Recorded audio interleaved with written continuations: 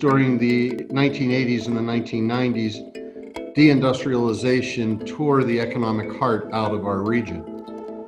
We went through a depression greater than the Great Depression. But at that same time, the seeds were planted for what we're seeing now as our new economy. They were planted in artificial intelligence, in robotics, in life sciences, and including advanced manufacturing.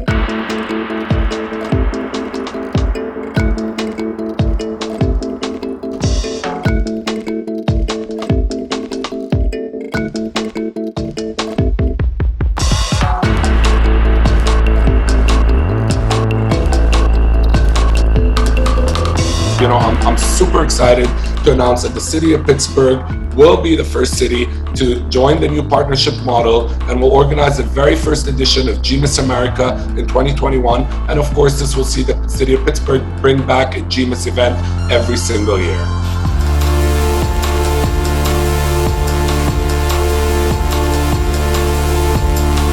And really today, Pittsburgh is once again on the world stage, but this time not for the production of steel, aluminum, glass, but for the creation of innovation.